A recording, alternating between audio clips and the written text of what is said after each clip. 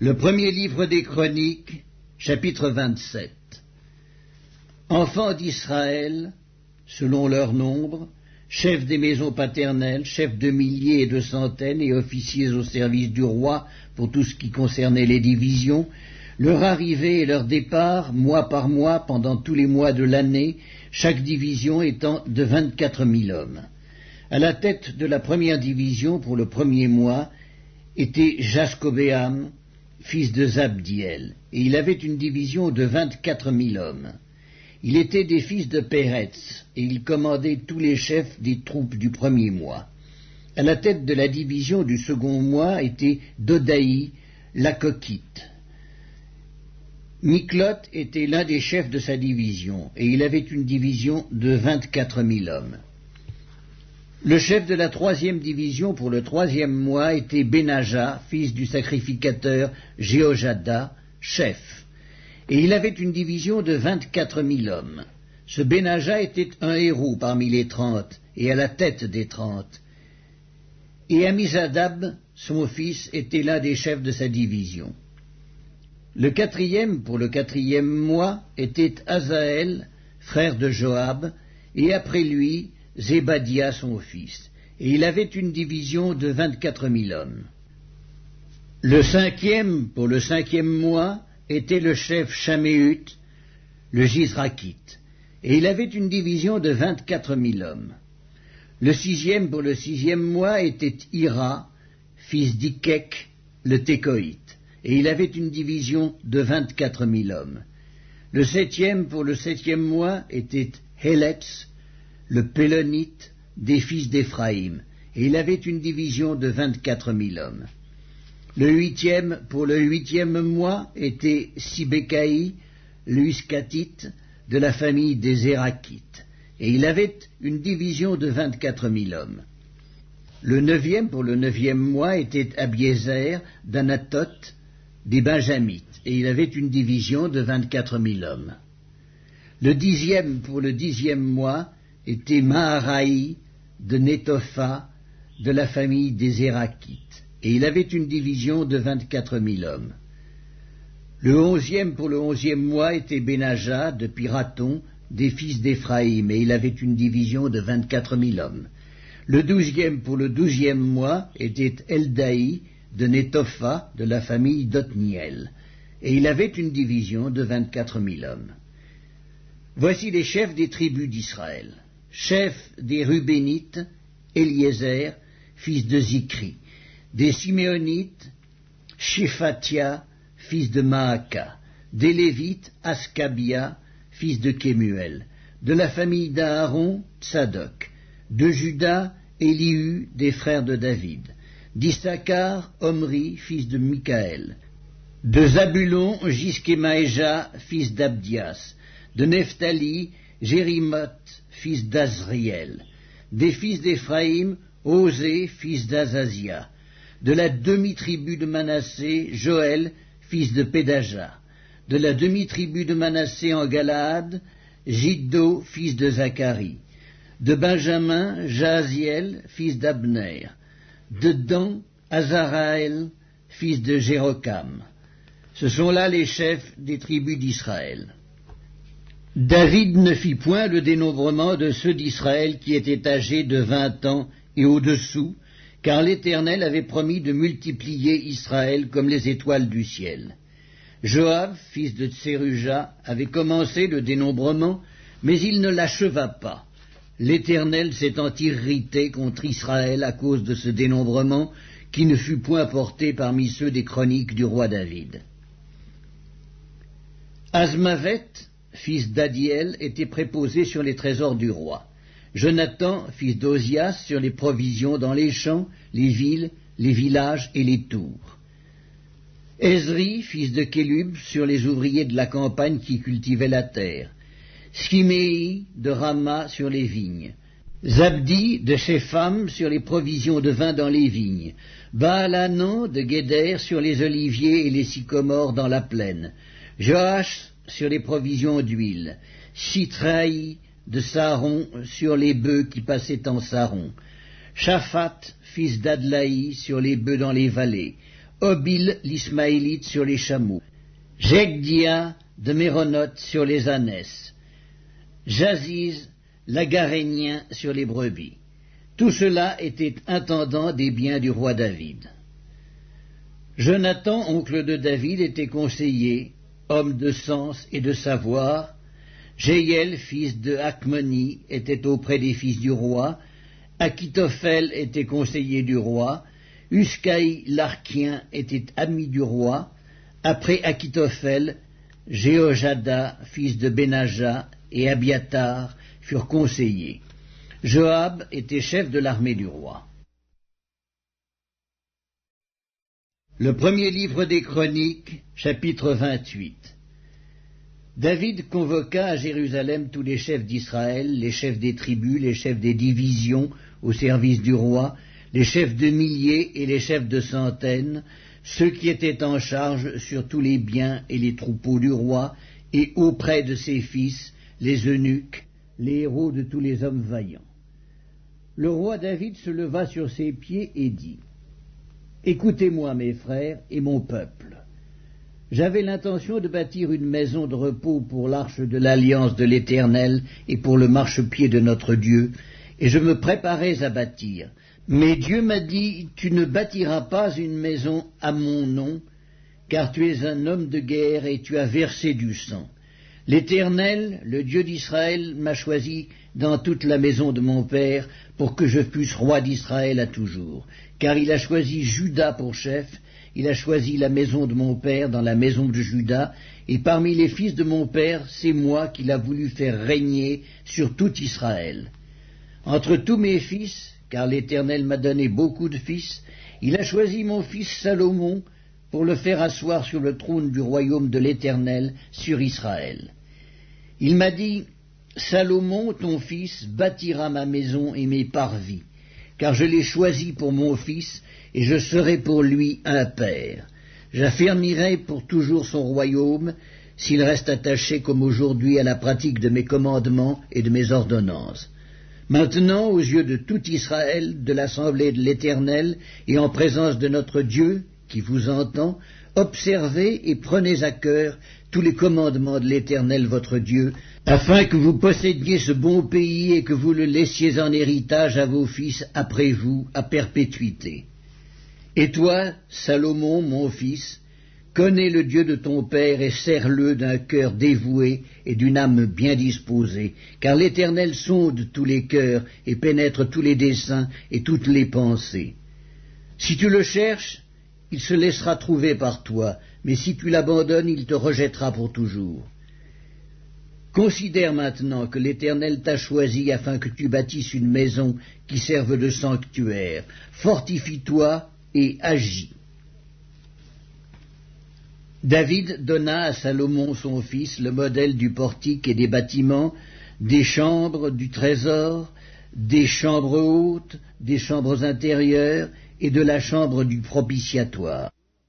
Il lui donna le plan de tout ce qu'il avait dans l'esprit touchant les parvis de la maison de l'Éternel et toutes les chambres alentour pour les trésors de la maison de Dieu et les trésors du sanctuaire et touchant les classes des sacrificateurs et des Lévites, tout ce qui concernait le service de la maison de l'Éternel et tous les ustensiles pour le service de la maison de l'Éternel. Il lui donna le modèle des ustensiles d'or, avec le poids de ce qui devait être d'or, pour tous les ustensiles de chaque service, et le modèle de tous les ustensiles d'argent, avec le poids pour tous les ustensiles de chaque service. Il donna le poids des chandeliers d'or et de leurs lampes d'or, avec le poids de chaque chandelier et de ses lampes, et le poids des chandeliers d'argent, avec le poids de chaque chandelier et de ses lampes, selon l'usage de chaque chandelier. Il lui donna l'or au poids pour les tables des pains de proposition pour chaque table, et de l'argent pour les tables d'argent. Il lui donna le modèle des fourchettes, des bassins et des calices d'or pur, le modèle des coupes d'or avec le poids de chaque coupe, et des coupes d'argent avec le poids de chaque coupe, et le modèle de l'autel des parfums en or épuré avec le poids.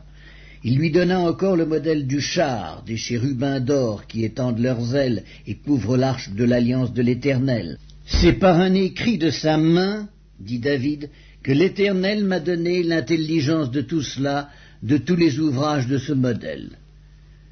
David dit à Salomon son fils, « Fortifie-toi, prends courage et agis, ne crains point et ne t'effraie point. Car l'Éternel Dieu, mon Dieu, sera avec toi. Il ne te délaissera point, il ne t'abandonnera point, jusqu'à ce que tout l'ouvrage pour le service de la maison de l'Éternel soit achevé. Voici les classes des sacrificateurs et des Lévites pour tout le service de la maison de Dieu. Et voici près de toi, pour toute l'œuvre, tous les hommes bien disposés et habiles dans toute espèce d'ouvrage, et les chefs et tout le peuple dociles à tous tes ordres. » Le premier livre des Chroniques, chapitre 29. Le roi David dit à toute l'assemblée, « Mon fils Salomon, le seul que Dieu ait choisi, est jeune et d'un âge faible, et l'ouvrage est considérable, car ce palais n'est pas pour un homme, mais il est pour l'Éternel Dieu.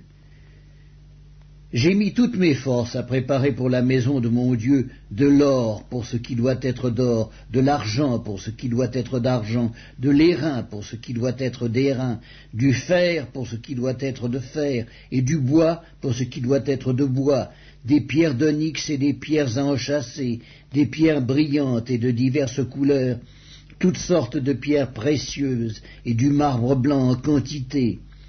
De plus, dans mon attachement pour la maison de mon Dieu, je donne à la maison de mon Dieu l'or et l'argent que je possède en propre, outre tout ce que j'ai préparé pour la maison du sanctuaire. 3000 talents d'or d'Ophir, et 7000 talents d'argent épuré, pour en revêtir les parois des bâtiments, l'or pour ce qui doit être d'or et l'argent pour ce qui doit être d'argent, et pour tous les travaux qu'exécuteront les ouvriers. Qui veut encore présenter volontairement aujourd'hui ses offrandes à l'Éternel? Les chefs des maisons paternelles, les chefs des tribus d'Israël, les chefs de milliers et de centaines et les intendants du roi firent volontairement des offrandes. Ils donnèrent pour le service de la maison de Dieu 5000 talents d'or, 10 000 darics, 10 000 talents d'argent, 18 000 talents d'airain et 100 000 talents de fer. Ceux qui possédaient des pierres les livrèrent pour le trésor de la maison de l'Éternel entre les mains de Jéhiel, le Guersconite. Le peuple se réjouit de leurs offrandes volontaires, car c'était avec un cœur bien disposé qu'ils les faisaient à l'Éternel. Et le roi David en eut aussi une grande joie. David bénit l'Éternel en présence de toute l'assemblée. Il dit, « Béni sois-tu d'éternité en éternité, Éternel, Dieu de notre Père Israël. À toi, Éternel, la grandeur, la force et la magnificence, l'éternité et la gloire, car tout ce qui est au ciel et sur la terre t'appartient. À toi, Éternel, le règne, car tu t'élèves souverainement au-dessus de tout. C'est de toi que viennent la richesse et la gloire, c'est toi qui domines sur tout, c'est dans ta main que sont la force et la puissance, et c'est ta main qui a le pouvoir d'agrandir et d'affermir toutes choses. Maintenant, ô notre Dieu, nous te louons et nous célébrons ton nom glorieux. Car qui suis-je et qui est mon peuple pour que nous puissions te faire volontairement ces offrandes? Tout vient de toi et nous recevons de ta main ce que nous t'offrons. Nous sommes devant toi des étrangers et des habitants, comme tous nos pères. Nos jours sur la terre sont comme l'ombre et il n'y a point d'espérance. Éternel notre Dieu, c'est de ta main que viennent toutes ces richesses que nous avons préparées pour te bâtir une maison, à toi, à ton saint nom, et c'est à toi que tout appartient. Je sais, ô mon Dieu, que tu sondes le cœur et que tu aimes la droiture. Aussi je t'ai fait toutes ces offrandes volontaires dans la droiture de mon cœur, et j'ai vu maintenant avec joie ton peuple qui se trouve ici t'offrir volontairement ces dons. Éternel, Dieu d'Abraham, d'Isaac et d'Israël nos pères, maintiens à toujours dans le cœur de ton peuple ses dispositions et ses pensées, et affermis son cœur en toi. Donne à mon fils Salomon un cœur dévoué à l'observation de tes commandements, de tes préceptes et de tes lois, afin qu'il mette en pratique toutes ces choses et qu'il bâtisse le palais pour lequel j'ai fait des préparatifs. »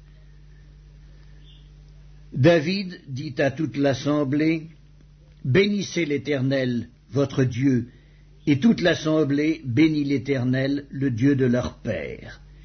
Ils s'inclinèrent et se prosternèrent devant l'Éternel et devant le roi.